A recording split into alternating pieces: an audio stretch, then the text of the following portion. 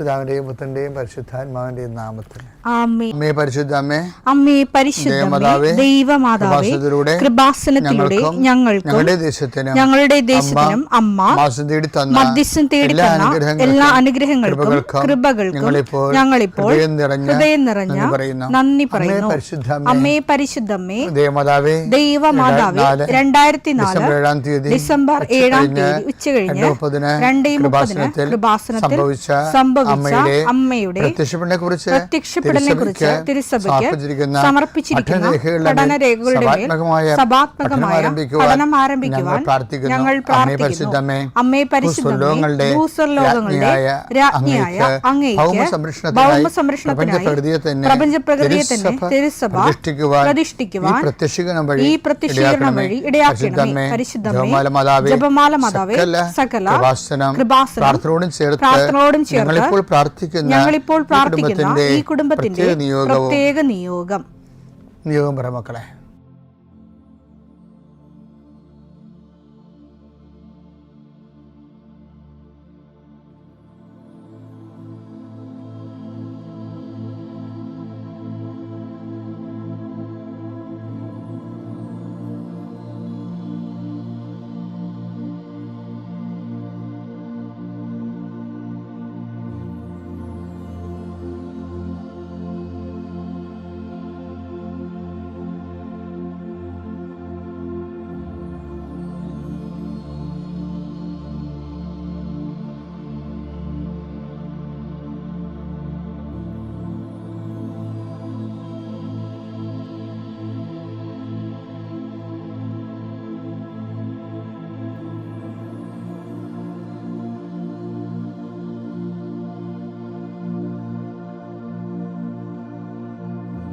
അമ്മയുടെ പ്രത്യക്ഷീകരണത്തിന്റെ ഈ അനുഗ്രഹവേളയിൽ ഞങ്ങൾക്ക് സാധിച്ചു തരുവാൻ കനിയണമേ. ആമേൻ. വിശ്വാസ പ്രമാണം. സർവശക്തനായ പിതാവും ആകാശത്തിന്റെയും ഭൂമിയുടെയും സൃഷ്ടാവുമായ ദൈവത്തിൽ ഞാൻ വിശ്വസിക്കുന്നു. അവിടുത്തെ ഏകപുത്രനും ഞങ്ങളുടെ കർത്താവുമായ ഈശോ മിശിഹായിലും ഞാൻ വിശ്വസിക്കുന്നു. ഈ പുത്രൻ പരിശുദ്ധാത്മാവിനാൽ ഗർഭസ്ഥനായി കന്യകാമറിയത്തിൽ നിന്ന് പിറന്ന് പൊന്തിയോസ് പീലാത്തോസിന്റെ കാലത്ത് പീഡകൾ സഹിച്ച് കുരിശിൽ തറയ്ക്കപ്പെട്ട് മരിച്ച് അടക്കപ്പെട്ട് പാതാളങ്ങളിൽ ഇറങ്ങി മരിച്ചവരുടെ ഇടയിൽ നിന്ന് 3-ാം നാൾ ഉയർത്ത് സ്വർഗത്തിലേക്ക് എഴുന്നള്ളി സർവശക്തിയുള്ള പിതാവായ ദൈവത്തിന്റെ വലതുഭാഗത്തിരിക്കുന്നു. അവിടെ നിന്ന് ജീവിക്കുന്നവരെയും മരിച്ചവരെയും വിധിക്കുവാൻ വരുമെന്നും ഞാൻ വിശ്വസിക്കുന്നു. പരിശുദ്ധാത്മാവിലും ഞാൻ വിശ്വസിക്കുന്നു. വിശുദ്ധ കത്തോലിക്കാ സഭയിലും പുണ്യവാന്മാരുടെ ഐക്യത്തിലും പാപങ്ങളുടെ മോചനത്തിലും ശരീരത്തിന്റെ ഉയർപ്പിലും നിത്യമായ ജീവിതത്തിലും ഞാൻ വിശ്വസിക്കുന്നു. ആമേൻ. സുഖസ്ഥനായ ഞങ്ങളുടെ പിതാവേ, അങ്ങയുടെ നാമം പൂജിതമാകണമേ. അങ്ങയുടെ രാജ്യം വരണമേ. അങ്ങയുടെ തിരുമനസ് സ്വർഗത്തിലെ പോലെ ഭൂമിയിലും ആകണമേ. അന്നു വേണ്ടുന്ന ആഹാരം ഇന്ന് ഞങ്ങൾക്ക് തരണമേ. ഞങ്ങളോട് തെറ്റ് ചെയ്യുന്നവരോട് ഞങ്ങൾ ക്ഷമിക്കുന്നത് പോലെ ഞങ്ങളുടെ തെറ്റുകൾ ഞങ്ങളോടും ക്ഷമിക്കണമേ. ഞങ്ങളെ പ്രലോഭനത്തിൽ ഉൾപ്പെടുത്തരുതേ, തിന്മയിൽ ഞങ്ങൾ രക്ഷിക്കണമേ. ആമേൻ. നന്മ നിറഞ്ഞ മറിയമേ, സ്വസ്തി. കർത്താവ് അങ്ങയുടെ കൂടെ സ്ത്രീകളിൽ അങ്ങ് അനുഗ്രഹിക്കപ്പെട്ടവളാകുന്നു. അങ്ങയുടെ ഉദരത്തിൻ ഫലമായി ഈശോ അനുഗ്രഹിക്കപ്പെട്ടവനാകുന്നു. പരിശുദ്ധ മറിയമേ, തമ്പുരാന്റെ അമ്മേ, പാപികളായ ഞങ്ങൾക്ക് വേണ്ടി ഇപ്പോഴും ഞങ്ങളുടെ മരണസമയത്തും തമ്പുരാനോട് അപേക്ഷിക്കണമേ. ആമേൻ. കർത്താവേ, നിന്റെ ഉന്നതമായ നാമത്തിന് സ്വസ്ഥം ചെയ്യുന്നു. കർത്താവേ, നിന്റെ വിശുദ്ധ പൗരോഹിത്യത്തെ നീ മഹത്വപ്പെടുത്തണം. കർത്താവേ, സഭയിലുള്ള സാന്നിധ്യം നീ പ്രകടമാക്കണം. ഞാനെപ്പോഴും ഇങ്ങനെയാണ് പ്രാർത്ഥിക്കണം. ഈശോയെ, സഭയിലുള്ള നിന്റെ സാന്നിധ്യം ഞാൻ 100 വട്ടം കണ്ട് അനുഭവിച്ച 10,000 മനുഷ്യരിൽ അനുഭവേദ്യമായ സഭയിലുള്ള നിന്റെ സാന്നിധ്യം. കർത്താവെ, ഈ ദിവസം വെളുപ്പാങ്കാലത്ത് എഴുന്നേറ്റിരുന്നത് കൂടുന്നവരുണ്ട്. സമയം രാവിലെ ഇപ്പോൾ കിട്ടാത്ത കാരണം പിന്നീട് കൂടുന്ന മക്കളുമുണ്ട്. ആരായാലും ശരി കർത്താവെ, അവരെ നീ ആശീർവദിക്കണം. ഇന്നത്തെ ദിവസം അവരുടെ അശ്രദ്ധ കൊണ്ടായിരിക്കും ചിലപ്പോൾ സമയത്ത് അവരത് ഓർത്ത് കാണാത്തതായിരിക്കും. പക്ഷെ അകപ്പെട്ടു പോയി. അങ്ങനെയുള്ളവരെ കർത്താവ് ശിക്ഷിക്കരുത്. നീ അവരെ കരുണയോടെ ആദ്യതയോടെ നീ പാതാളങ്ങളിൽ ഇറങ്ങിയ ദിവസമാണ്. ഞങ്ങൾ വിശ്വാസ പ്രമാണത്തിൽ 8 പറയുന്നുണ്ട്. അവൻ മരിച്ചു 3-ാം ദിവസം ഉയർത്തെഴുന്നേറ്റ് അവൻ പാതാളങ്ങളിൽ ഇറങ്ങിയെന്ന്. അത് ഈശോയെ, മനുഷ്യൻ്റെ അകപ്പെട്ടു പോയ ഇടങ്ങൾ തോറ്റ് പരീക്ഷയുടെ പാതാളത്തിൽ പോയ ആൾക്കാരുണ്ട്. ഇൻ്റർവ്യൂവിന് തോറ്റ് വിസ പ്രോസസ്സിങ്ങിൽ പെട്ടുപോയവരുണ്ട്. അതിൻ്റെ ഒരു പാതാളം നിങ്ങളുടെ മുമ്പിലുണ്ട്. ഓരോ ബിസിനസ്സുകൾ, ഓരോ കച്ചവടങ്ങൾ നഷ്ടം വന്ന് നഷ്ടത്തിൻ്റെ പാതാളത്തിൽ പോയ ആൾക്കാരുണ്ട്. ഈശോയെ, രോഗങ്ങൾക്ക് മരുന്ന് കഴിച്ച് ഓപ്പറേഷൻ ഡോക്ടർ തന്നെ പറയുന്നു ഓപ്പറേഷൻ ചെയ്താലും ശരിയാകുമെന്ന് അറിയത്തില്ലെന്ന് പറയുമ്പോൾ രോഗത്തിൻ്റെ പാതാളത്തിൽ അകപ്പെട്ടവരുണ്ട്. ഈശോ, ഓരോ രാജ്യങ്ങളിൽ മെഡിസിനൊക്കെ എടുത്തിട്ട് തിരിച്ചു വന്നിട്ട് ഇന്ത്യൻ പരീക്ഷ എഴുതിയിട്ട് തോറ്റുപോയവരുണ്ട്. അവർക്ക് ആത്മവിശ്വാസം നഷ്ടപ്പെട്ടു പോയവരുണ്ട്. വിവിധ രാജ്യങ്ങളിൽ കർത്താവെ ഓരോരോ പരീക്ഷകൾ, അതുപോലെ തന്നെ ഓരോ തരത്തിലുള്ള തീസിസ് വർക്കുകൾ, PhD തീസിസ് വർക്കുകൾ, ചില പാതാളങ്ങളിൽ ചെന്ന് അകപ്പെട്ടവരുണ്ട്. ഈശോയെ, ചില ഗുരുക്കന്മാർ, ഗൈഡുമാർ ശിക്ഷിക്കുന്നവരുണ്ട്. മാനസികമായ പലതരത്തിലുള്ള സാഡിസ്റ്റുകളായിട്ടുള്ളവരുണ്ട്. ഈശോയെ, അങ്ങനെയുള്ള പാതാളങ്ങളിൽ ചെന്ന് അകപ്പെട്ടവരുണ്ട്. ഈശോയെ, ഇതുപോലെ ഓരോ വിഷയങ്ങളും മനുഷ്യൻ അനുഭവിക്കുന്ന സാമ്പത്തിക ചില കടങ്ങൾ, ചിലയിടത്ത് കൊണ്ടുപോയി പണയം വെച്ചിട്ട് അവസാനം നമ്മുടെ കിഡ്നി വരെ വിറ്റാലും തീരാത്ത അവസ്ഥയിൽ പുതിയ പലിശക്കടങ്ങൾ വന്ന് പാതാളത്തിൽ അകപ്പെട്ടവരുണ്ട്. ഈശോയെ, ഈ ദിവസങ്ങളിൽ നീ പുനരുത്ഥാനത്തിൻ്റെ ഭാഗമായി പാതാളത്തിൽ ഇറങ്ങിയ ദിവസമാണ് ഈശോയെ. മനുഷ്യൻ്റെ എല്ലാ പാതാളങ്ങളിലേക്കും, കല്യാണം കെട്ടാതെ വയസ്സായി നരച്ചു പോയി, കുഞ്ഞുങ്ങളില്ലാതെ നിന്ന് കുഞ്ഞുങ്ങൾക്ക് വേണ്ടിയുള്ള മോഹങ്ങളും പോയി, അങ്ങനെ പാതാളത്തിൽ അകപ്പെട്ടവരുണ്ട്. ഈശോയെ, നീയാണ് പുനരുത്ഥാനം, നീ മാത്രമാണ് പുനരുത്ഥാനം. ഞങ്ങളുടെ എല്ലാ നഷ്ടപ്പെട്ട പ്രതീക്ഷകളും,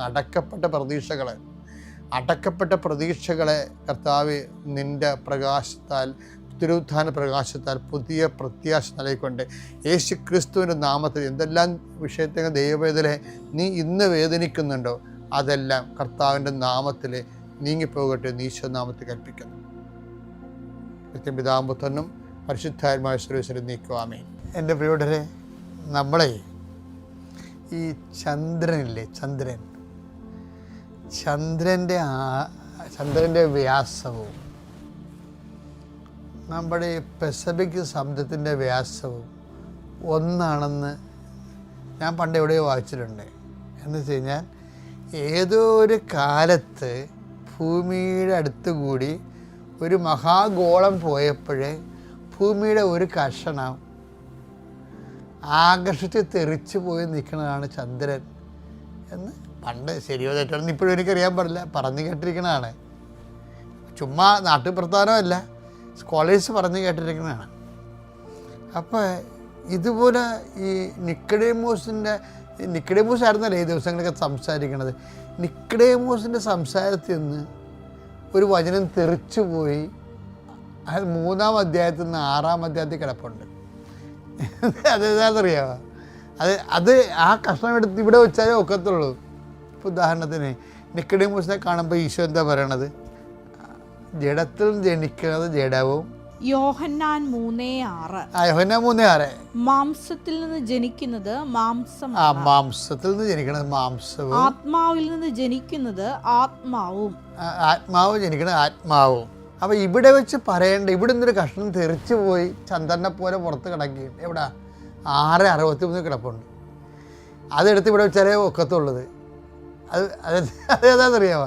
അത് വേറെ കോണ്ടക്സ്റ്റ് പറഞ്ഞതാണ്. പക്ഷേ ആത്മാവാണ് ജീവൻ നൽകുന്നത്. ജഡത്തിൽ നിന്ന് ജനിക്കുന്ന ജഡവും ആത്മാവിൽ നിന്ന് ജനിക്കുന്നത് ആത്മാവും എന്ന് പറഞ്ഞാൽ 3:6. ഇനി 6:63 എന്താണ്? ആത്മാവാണ് ജീവൻ നൽകുന്നത്. ആത്മാവാണ് ജീവൻ നൽകണത്.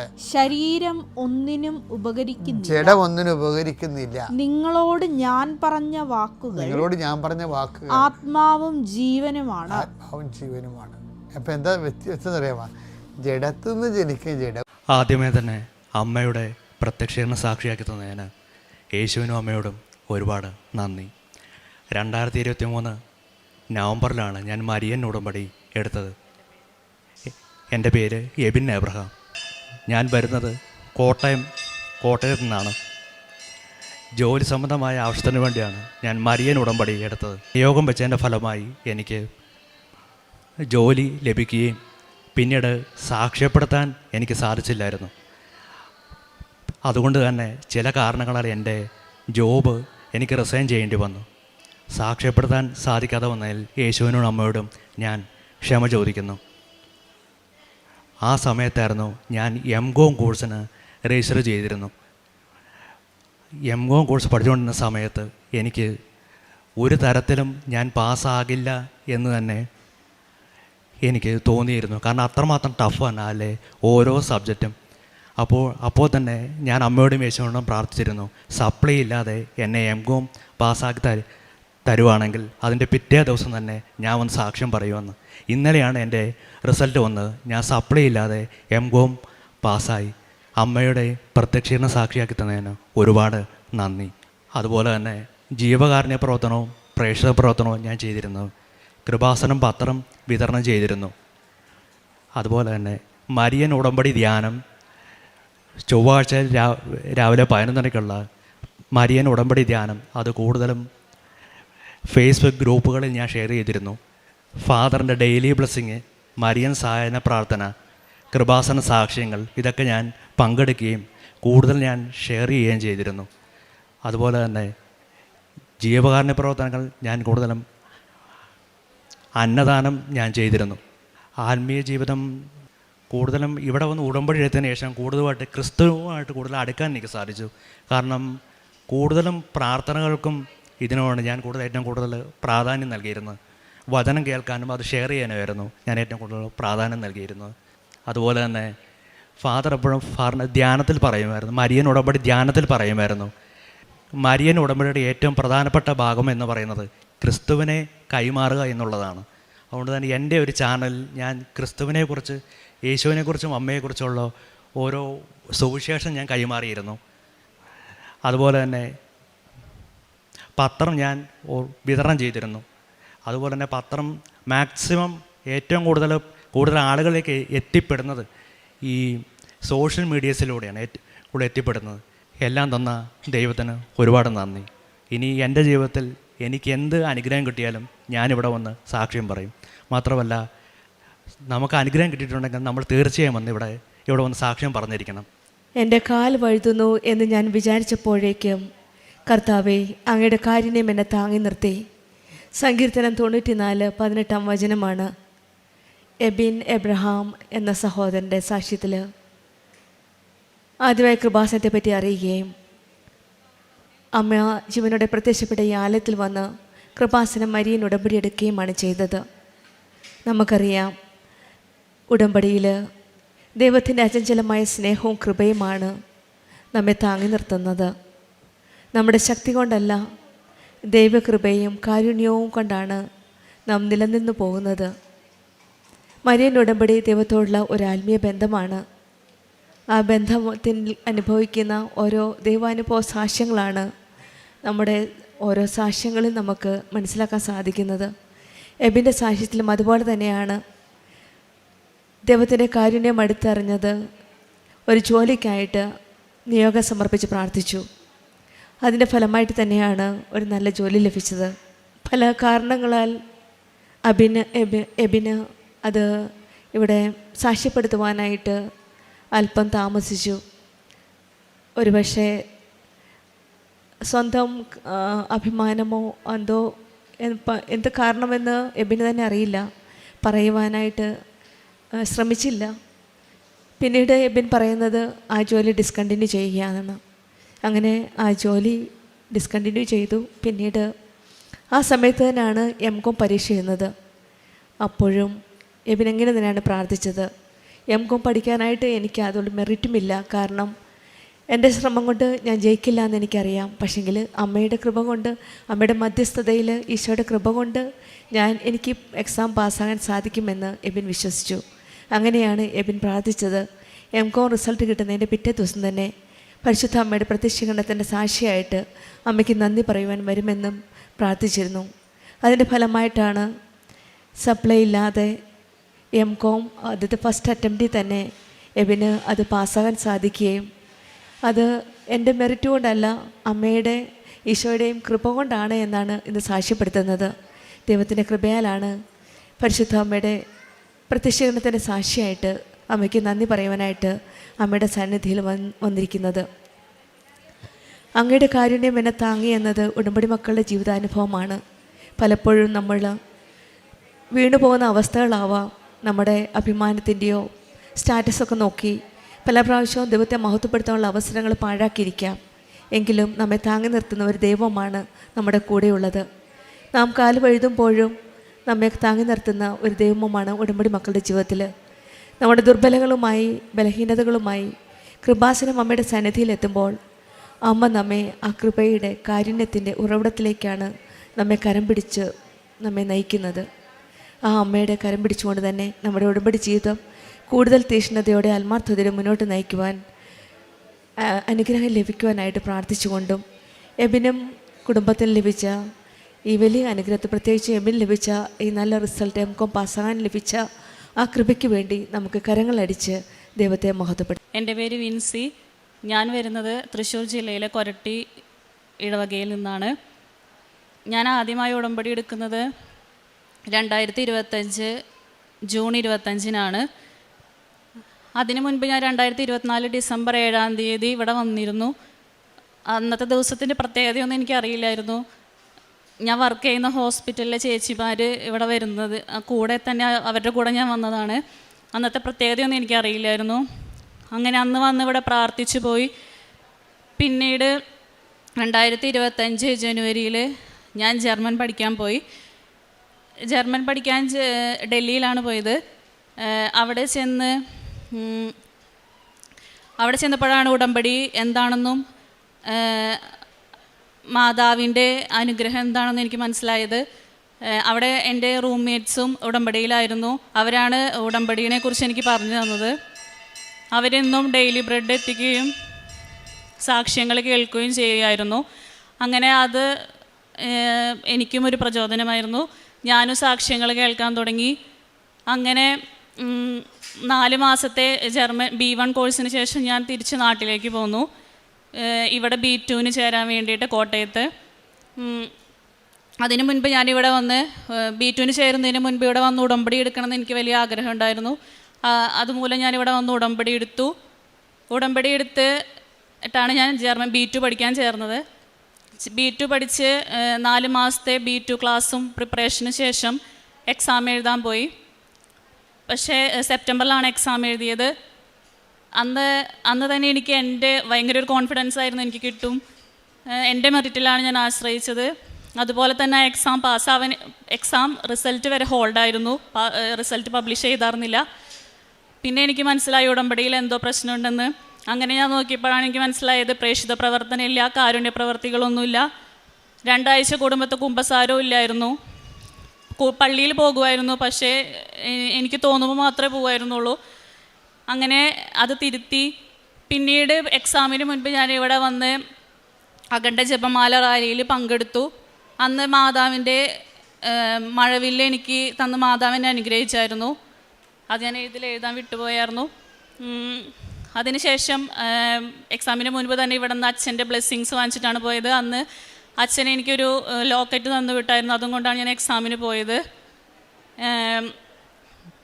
എക്സാം ഹാളിലേക്ക് കയറുന്നതിന് മുൻപ് ഉപ്പ് ഒരു നുള്ളു കഴിച്ചു. അതുപോലെ തന്നെ വിശുദ്ധ തൈലം നെറ്റിയിൽ പുരട്ടിയിട്ടാണ് കയറിയത്.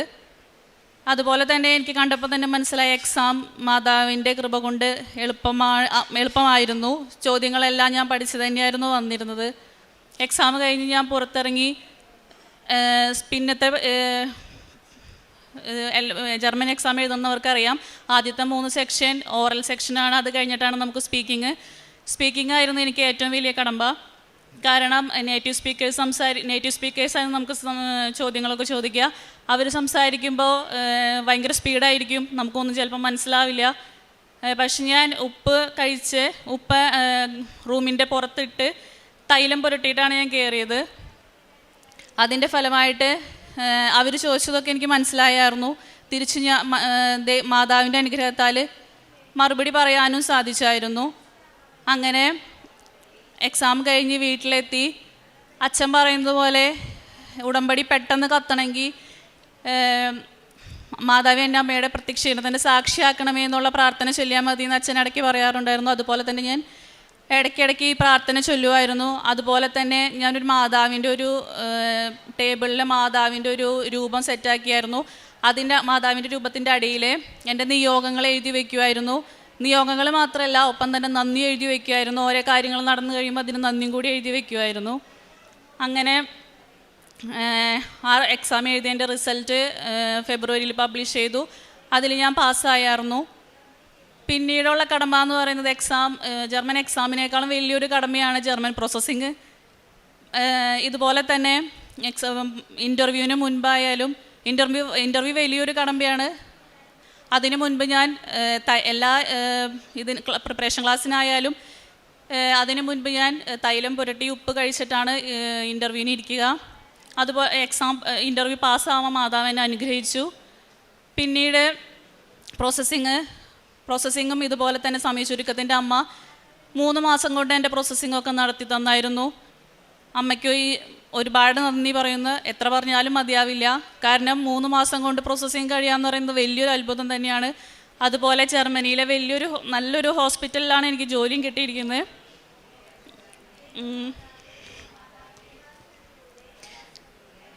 പിന്നെ വിസയ്ക്ക് വെക്കലായിരുന്നു പിന്നത്തെ ഒരു കടമ്പ. ഏപ്രിലിൽ ഞാൻ വിസയ്ക്ക് വെച്ചു. അവിടെയും ഞാൻ VFS ഓഫീസിൻ്റെ മുൻപിൽ ഒപ്പിട്ടിട്ടാണ് പോയത്. 20 ദിവസമായിട്ടും വിസ വന്നായിരുന്നില്ല. പക്ഷേ 20 ദിവസം എന്ന് പറയുന്നത് അത്ര വലിയ സമയമൊന്നുമല്ല. പക്ഷേ എനിക്ക് എൻ്റെ ഏജൻസിയുടെ ഒരു ആഡ് കണ്ടായിരുന്നു, ചിലർക്ക് 10 ദിവസം കൊണ്ട് വിസ വന്നു എന്നൊക്കെ. അത് കണ്ടപ്പോൾ എനിക്ക് ഭയങ്കര ഒരു ടെൻഷനായി. അങ്ങനെ ഞാൻ വചനം എടുത്ത് പ്രാർത്ഥിച്ചപ്പോൾ എനിക്ക് കിട്ടിയ വചനം, നീ തിടുക്കം കൂട്ടേണ്ട, വേഗം ഓടുകയും വേണ്ട, കർത്താവാണ് നിൻ്റെ മുൻകാവൽക്കാരൻ, ഇസ്രായേലിൻ്റെ ദൈവമായ കർത്താവാണ് നിൻ്റെ മുൻകാവൽക്കാരൻ എന്നാണ് വചനം എനിക്ക് കിട്ടിയത്. അത് കിട്ടിയപ്പോൾ തന്നെ എനിക്ക് ഉറപ്പായിരുന്നു എന്തായാലും വിസ വരാറായിട്ടുണ്ടെന്ന്. പിറ്റേ ദിവസം അച്ഛൻ്റെ ഡെയിലി ബ്രെഡ് കഴിഞ്ഞ് എനിക്കൊരു ഇമെയിൽ വന്നു, വിസ ഡിസ്പാച്ച് ആയി എന്ന് പറഞ്ഞിട്ട്. 2 ദിവസം കഴിഞ്ഞ് വിസ ഞാൻ വാങ്ങിച്ചു. അതും മാതാവിൻ്റെ മുൻപിൽ നിന്ന് വിശുദ്ധ തൈലം പുരട്ടി, വിസയുടെ കവറിന്മേൽ വിശുദ്ധ തൈലം പുരട്ടി ഉപ്പ് കഴിച്ചിട്ടാണ് ഞാൻ തുറന്നു നോക്കിയത്. വിസ അപ്രൂവ്ഡ് ആയിരുന്നു.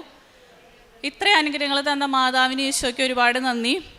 അതുപോലെ തന്നെ കാരുണ്യപ്രവർത്തികളായിട്ട് ഞങ്ങളുടെ വീടിൻ്റെ അടുത്ത് ഓട്ടിസം ബാധിച്ച കുട്ടികളുണ്ടായിരുന്നു. അവർക്ക് ഭക്ഷണത്തിനാവശ്യമായ ഒരു ധനസഹായം നൽകി സഹായിച്ചിരുന്നു. അതുപോലെ തന്നെ ഞാൻ വർക്ക് ചെയ്യുന്ന ഹോസ്പിറ്റലിലെ രോഗികളെ ഈശോനെ കണ്ടുകൊണ്ട് ശുശ്രൂഷിക്കാനുള്ള ഒരു കൃപ ലഭിച്ചായിരുന്നു.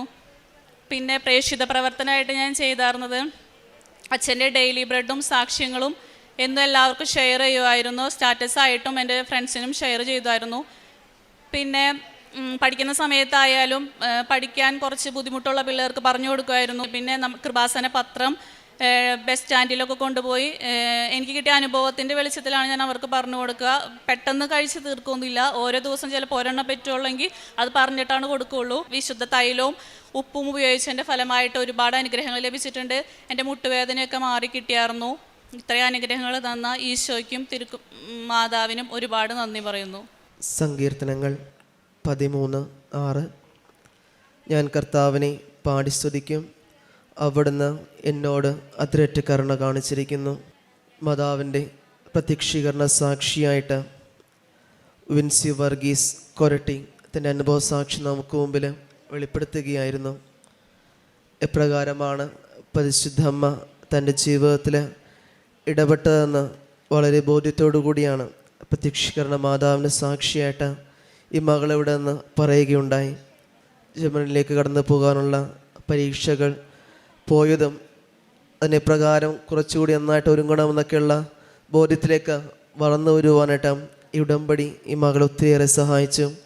ഇടയ്ക്കൊക്കെ സ്വന്തം മെറിറ്റിൽ ആശ്രയിക്കുകയുണ്ടായി.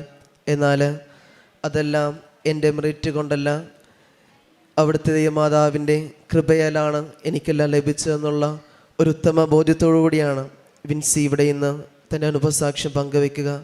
അതുകൊണ്ട് തന്നെ ജർമ്മനിലേക്ക് പോകുവാനും സമയത്തിൻ്റെ ചുരുക്കത്തിൽ എല്ലാ കാര്യങ്ങളും പരിശുദ്ധ അമ്മ ഒരു മുട്ടിപ്പും വരാതെ കണ്ട് എല്ലാം സാധിച്ചു കൊടുക്കുകയും ചെയ്തു. ഉടമ്പടി നേർച്ച വസ്തുക്കളോടൊപ്പവും ഉടമ്പടി തൈലത്തോടൊക്കെ കാട്ടിയ സ്നേഹവും വിശ്വാസമൊക്കെ തന്നെയാണ് ഈ മകളെ കൂടുതൽ പരിസ്ഥിതി മാതാവിൻ്റെ പ്രത്യക്ഷീകരണ സാക്ഷിയായിട്ട് ഈ സന്നിധിയിൽ മാറ്റുകയൊക്കെ ചെയ്തത്. പരിസ്ഥിതി മാതാവിൻ്റെ സംരക്ഷണം കരുതലും എന്നും എപ്പോഴും ഉണ്ടായിരിക്കട്ടെ ചെയ്യട്ടെ. ഇനിയും പ്രത്യക്ഷീകരണ മാതാവിൻ്റെ സാക്ഷികളായിട്ട് ഈ മകളെയും നമ്മൾ ഓരോരുത്തരേക്ക് അനുഗ്രഹിക്കട്ടെ എന്ന് നമുക്ക് പ്രാർത്ഥിക്കാം.